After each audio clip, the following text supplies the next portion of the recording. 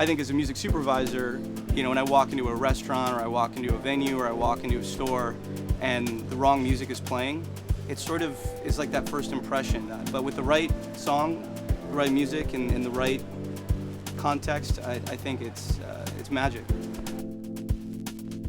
I say I make mixtapes for a living because I just don't think there's a better way to describe it, because it's really what I do. I make giant mixtapes for kind of millions of people sometimes. I first got into music through raiding my mum's and dad's record collection in the 70s, scratching her rare Beatles records. I think to begin with, you definitely have to kind of figure out what the brand's all about. You start to see these patterns, and like the brand, like it kind of becomes a sound. Getting your music out there is what's important for a band, whether it's a film or an advert or an in-store experience, because it's exposure. Well, I've always said that retail is a new radio. It's one of the few times that you can reach people on a very personal level and do so in an environment where they're probably going to really be disarmed and be open to influence.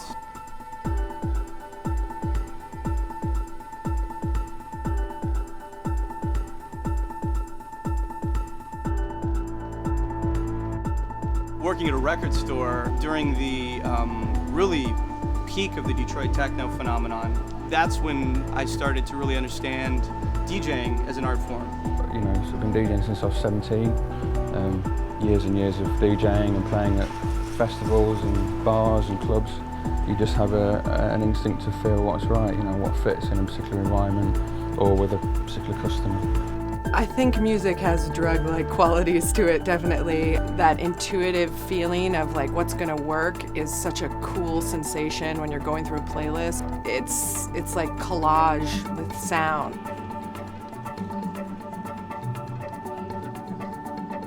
Music is so complex. A playlist is sort of like a story, and each song is a chapter or a scene. If a brand is willing to push the boundaries for their brand, it can only enhance them and differentiate them from the churn and the rest of the people out there. People crave quirkiness. You can push somebody's boundaries instead of just like, does this fit cleanly within the algorithm? There's not a single client I program for that doesn't want to inject some very unique touch into the music profile that you just couldn't use in a automated format.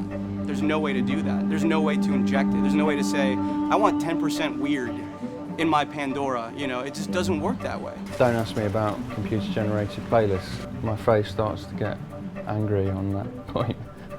I don't know, it's almost like you have all these songs together, you know, kind of like they're having a party and they're all getting along, and you don't want songs arguing with each other, or they have personalities. I get chills all the time, like when I'm hearing new music, but I like seek it out. I'm pretty obsessed with music, yeah. I've been involved with music for 26, 27 years, and I don't see that ever stopping. I am doing what I kind of dreamed of, which is working in the music industry, but not selling my art. I get to promote other people's art.